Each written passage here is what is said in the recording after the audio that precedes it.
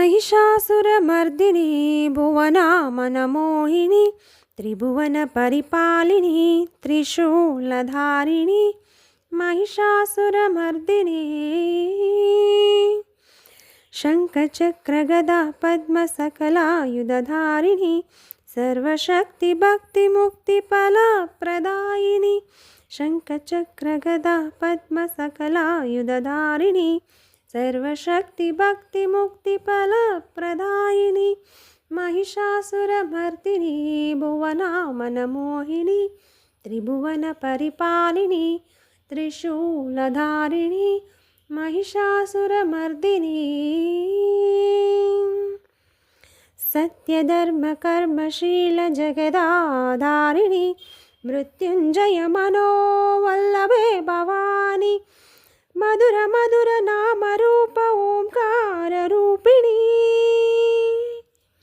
मधुर मधुर नामरूप ओंकाररूपिणी महाताये महामाये जगन्मोहिनी महिषासुरमर्दिनी भुवनामनमोहिनी त्रिभुवनपरिपालिनी त्रिशूलधारिणी महिषासुरमर्दिनी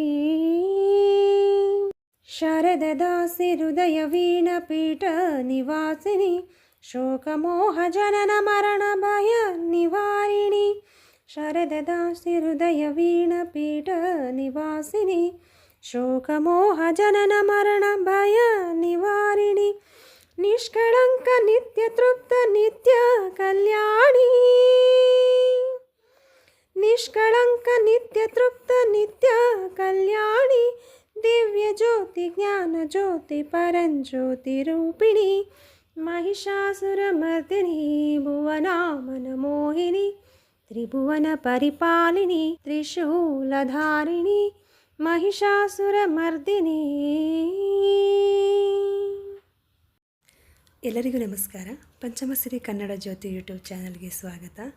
ಈ ದಿನ ನಾವು ಚಾಮುಂಡಿ ಬೆಟ್ಟಕ್ಕೆ ಹೋಗಿದ್ದು ವೀಡಿಯೋಸ್ ಇದು. ತುಂಬ ಹೋಗೋಣ ಅಂತ ಹೇಳಿ ಹೋಗೋದಕ್ಕೆ ಆಗಿರಲಿಲ್ಲ. ಸುಮಾರು ಒಂದು 6-7 ತಿಂಗಳದೇ ಆಗಿಬಿಟ್ಟಿತ್ತು. ಎಷ್ಟು ಹತ್ರ ಇದ್ರೂ ನಾವು ಹೋಗಬೇಕು ಅಂತ ಅಂದ್ಕೊಂಡ್ರೆ ಏನಾದರೂ ಒಂದು ಅವಘಡಗಳು ಆಗೇ ಆಗುತ್ತೆ. ಈ ದಿನವೂ ಹಾಗೆ ಆಯಿತು. ನಮ್ಮ ಯಜಮಾನರು ಬರಲ್ಲ ಅಂತ ಹೇಳಿದರು. ನನಗೆ ಪ್ಲೈನಿಂಗ್ ಬಂದುಬಿಟ್ಟಿದೆ, ಹಾಗಾಗಿ ಬರೋದಕ್ಕಾಗಲ್ಲ, ನೀವೇ ಹೋಗಿ ಬನ್ನಿ ಅಂತ ಹೇಳಿದರು. ಹಾಗಾಗಿ ಈ ದಿನ ಬಿಟ್ಟರೆ ನೆಕ್ಸ್ಟ್ ಸ್ಕೂಲ್ ಸ್ಟಾರ್ಟ್ ಆಗಿಬಿಡುತ್ತೆ ಮಕ್ಕಳಿಗೆ, ಹಾಗಾಗಿ ಹೋಗೋದಕ್ಕಾಗಲ್ಲ ಅಂತ ಹೇಳಿ ನೆಕ್ಸ್ಟ್ ಹೋಗೋಣ ಅಂತ ಡಿಸೈಡ್ ಮಾಡಿ ತಾಯಿ ದರ್ಶನಕ್ಕೆ ಬಂದ್ವಿ. ತುಂಬಾ ಚೆನ್ನಾಗಿತ್ತು. ವೆದರ್ ಮಳೆ ಊದಿರೋದ್ರಿಂದ ವೆದರ್ ಕೂಡ ತುಂಬ ಕೂಲಾಗಿತ್ತು. ಮನಸ್ಸಿಗೆ ತುಂಬ ಸಂತೋಷ ಆಯಿತು. ಅಲ್ಲಿ ಚಾಮುಂಡೇಶ್ವರಿ ದರ್ಶನಕ್ಕೆ ಹೋಗಿ ಬೆಟ್ಟಕ್ಕೆ ಕಾಲಿಟ್ಟಾಗಲೇ ನಮಗೆ ಎನರ್ಜಿ ಜಾಸ್ತಿ ಆಗುತ್ತೆ, ತುಂಬ ಖುಷಿಯಾಗುತ್ತೆ, ಏನೋ ಮನಸ್ಸಿಗೆ ಒಂಥರ ಸಮಾಧಾನ. ಕಳೆದ ದಿನಗಳೆಲ್ಲ ಸ್ವಲ್ಪ ಮನಸ್ಸಿಗೆ ಬೇಜಾರಾಗಿತ್ತು. ತಾಯಿ ದರ್ಶನ ಮಾಡಿದ್ರೆ ಸ್ವಲ್ಪ ಮನಃಶಾಂತಿ ಸಿಗ್ಬೋದು ಅಂತ ಹೇಳಿ ಬಂದ್ವಿ. ತುಂಬಾ ರಶ್ ಇತ್ತು. ಎಷ್ಟು ರಶ್ ಇತ್ತು ಅಂತಂದರೆ ನಾವು ಬೇರೆ ಟಿಕೆಟ್ ತೊಗೊಂಡು ಹೋಗೋಣ ಅಂದರೂ ಅಲ್ಲೂ ಕೂಡ ತುಂಬ ರಶ್ ಇತ್ತು. ಹಾಗಾಗಿ ಧರ್ಮ ದರ್ಶನನೇ ಬೆಟರ್ ಅಂತ ಅನ್ನಿಸ್ತು. ಆ ಕೋತಿಗಳ ಆಟಗಳನ್ನೆಲ್ಲ ನೋಡ್ತಾ ಟೈಮ್ ಹೋಗೋದೇ ಗೊತ್ತಾಗಲ್ಲ. ಈಗ ಅದು ಸುಮಾರು ಒಂದು 3-4 ಗಂಟೆ ಟೈಮೇ ಆಗಿಬಿಡ್ತು ನಾವು ದರ್ಶನ ಮಾಡೋದು. ಅದಕ್ಕೆ ಬೇರೆ ಹುಷಾರಿರಲಿಲ್ಲ, ಹಾಗಾಗಿ ನಿಂತ್ಕೊಳ್ಳೋಕ್ಕೂ ಆಗ್ತಿರ್ಲಿಲ್ಲ. ಹಾಗೆ ಟೈಮ್ ಸ್ಪೆಂಡ್ ಮಾಡ್ತಾ ದೇವ್ರ ದರ್ಶನ ಮಾಡೋದಕ್ಕೆ ಹೋದ್ವಿ. ಮದುವೆ ಫಂಕ್ಷನ್ ಅದು ಇದು ಅಂತ ಹೇಳಿ ಹುಷಾರು ತಪ್ಪೋಗ್ಬಿಟ್ಟಿತ್ತು. ಬಟ್ ಈ ದಿನ ಬಿಟ್ಟರೆ ನೆಕ್ಸ್ಟ್ ಡೇ ಹೋಗೋದಕ್ಕಾಗೋದಿಲ್ಲ ಅಂತ ಮನಸ್ಸು ಮಾಡಿ ದೇವ್ರ ದರ್ಶನ ಮಾಡೋದಕ್ಕೆ ಹೊರಟ್ವಿ. ಹೊರಾಂಗಣದಲ್ಲಿ ವಿಘ್ನೇಶ್ವರನ ಮೂರ್ತಿ ಇರ್ಬೋದು, ಶಕ್ತಿಪೀಠದ ಪಾದ ಇರ್ಬೋದು, ಧ್ವಜಸ್ತಂಭ ಎಲ್ಲ ಅಲಂಕಾರಗಳು. ದೇವ್ರ ದರ್ಶನ ಮಾಡೋದಕ್ಕೆ ಒಳಗಡೆ ನಾವು ಎಷ್ಟೇ ಇದರಲ್ಲಿ ಹೋದ್ರೂ ಬೇಗನೆ ತಳ್ಳಿ ಈಚೆಗೆ ಬಿಟ್ಬಿಡ್ತಾರೆ. ಶಾಂತವಾಗಿ ನಾವು ದೇವ್ರ ದರ್ಶನ ಮಾಡೋದಕ್ಕಾಗೋದಿಲ್ಲ. ನೀವು ಎಲ್ಲೇ ಹೋದರೂ ಅಷ್ಟೇ ಹೀಗೆ ಆಗೋದು. ಆದರೆ ನಮಗೆ ಆ ಒಂದು ಕ್ಷಣದಲ್ಲಿ ನಾವು ಕಣ್ಣು ತುಂಬಿಸ್ಕೊತೀವಲ್ಲ ತಾಯಿನ, ಅದೇ ಸಮಾಧಾನ. ನನ್ನ ಮಗ ಈ ಪಿಕ್ಚರ್ ಫೋಟೋ ಹೊಡೆಯೋಣ ಅಂತ ತುಂಬ ಕಷ್ಟಪಡ್ತಾ ಇದ್ದ, ಅವ್ನು ಹೊಡೆಯೋಕ್ಕೆ ಆಗ್ತಿರಲಿಲ್ಲ. ಸೊ ಆ ಟೈಮಲ್ಲಿ ಈ VIP ಅವರು ನಮಗೆ ಒಂದು ಫೋಟೋನ ಕ್ಲಿಪ್ಪಿಂಗ್ ಮಾಡಿಕೊಟ್ಟು ಮತ್ತು ಶಾಪಿಂಗ್ ಮಾಡೋಕ್ಕೆ ಅಂತ ಬಂದ್ವಿ. ಶಾಪಿಂಗಲ್ಲಿ ಒಂದು ಪ್ರಾಬ್ಲಮ್ ಆಯಿತು. ನನಗಿದು ಬೇಕು, ನಿನಗದು ಬೇಕು ಅಂತ. ನಾನೊಂದು ಟಾಸ್ಕ್ ಕೊಡ್ತೀನಿ. 100 ರೂಪಾಯಿ ಕೊಡ್ತೀನಿ ಪ್ರತಿಯೊಬ್ಬರಿಗೂ. 100 ರೂಪಾಯಿನಲ್ಲಿ ಯಾರ್ಯಾರು ಏನೇನು ಪರ್ಚೇಸ್ ಮಾಡ್ತೀರೋ, ಯಾರ್ದು ಜಾಸ್ತಿ ಪರ್ಚೇಸ್ ಆಗಿರುತ್ತೋ ಅವ್ರಿಗೆ ಗಿಫ್ಟ್ ಇರುತ್ತೆ ಯಾವುದಾದ್ರೂ ಅಂತ ಹೇಳಿ ಒಂದು ಟಾಸ್ಕ್ ಕೊಟ್ಟೆ. ಯಾಕೆ ಕೊಟ್ಟೆ ಅಂತಂದರೆ, ಒಬ್ರಿಗೆ ಜಾಸ್ತಿ ಒಬ್ರಿಗೆ ಕಮ್ಮಿ ಮಾಡಿದ್ರೆ ಜಗಳ ಮಾಡ್ತಾರೆ. ಸೊ ನನ್ನ ಹತ್ರ ಅಮೌಂಟ್ ಇದ್ದಿದ್ದು ಕಡಿಮೆ. ನಮ್ಮ ಯಜಮಾನರು ಬಂದಿದ್ದರೆ ಅವ್ರು ಏನು ಬೇಕು ತಗೋ ಅಂತ ಹೇಳ್ಬೋದಾಗಿತ್ತು. ಸೊ ಈ ಟಾಸ್ಕ್ ಕೊಟ್ಟರೆ ಮನಿ ಸೇವ್ ಆಗುತ್ತೆ, ಅವ್ರಿಗೂ ಒಂದು ಟಾಸ್ಕ್ ಮಾಡಿದಾಗುತ್ತೆ, ಒಂದು ಜೋಶ್ ಇರುತ್ತೆ ಅಂತ ಹೇಳಿ ನಾನು ಈ ಟಾಸ್ಕ್ನ ಮಾಡಿದೆ. ನಿಮ್ಗೆ ಇಷ್ಟ ಆಗುತ್ತಾ ಅಂತ ನೋಡಿ, ನೀವೇನಾದರೂ ಹೋದಾಗ ಈ ಥರ ಟ್ರೈ ಮಾಡಿ. ನಂತರ ಅವ್ರು ಏನೇನು ಬೇಕೋ ₹100 ಬ್ಯಾಲೆನ್ಸಲ್ಲೇ ಚೌಕಾಸಿ ಮಾಡೋಕ್ಕೆಲ್ಲ ಹೋಗಿ ತುಂಬ ಫನ್ನಿಯಾಗಿತ್ತು. ಪರ್ಚೇಸ್ ಮಾಡಿದ್ರು, ತುಂಬ ಚೆನ್ನಾಗಿ ಶಾಪಿಂಗ್ ಮಾಡಿದ್ರು. ತುಂಬಾ ಕಲೆಕ್ಷನ್ ಇದೆ ಅಲ್ಲಿ. ಬೇಕಾದ ಅಂದರೆ ಟೂರಿಸ್ಟ್ಗಳೆಲ್ಲ ಬರ್ತಾರೆ.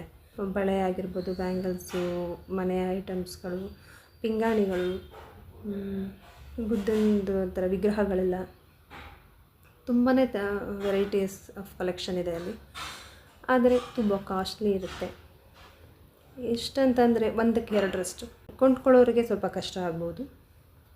ಶಾಪಿಂಗ್ ಮುಗಿಸ್ಕೊಂಡು ನಾವು ಅಲ್ಲಿ ಪ್ರಸಾದ ಕೂಡ ಸಿಗುತ್ತೆ ದೇವಸ್ಥಾನದಲ್ಲಿ. ಆದರೆ ಅದು ಕೂಡ ತುಂಬ ರಶ್ ಇರೋದ್ರಿಂದ ನಾವು ಮನೆಗೆ ತಲುಪೋದಕ್ಕೆ ತಡವಾಗುತ್ತೆ ಅಂತ ಹೇಳಿ ನಾವು ಪ್ರಸಾದಕ್ಕೆ ಹೋಗಲಿಲ್ಲ.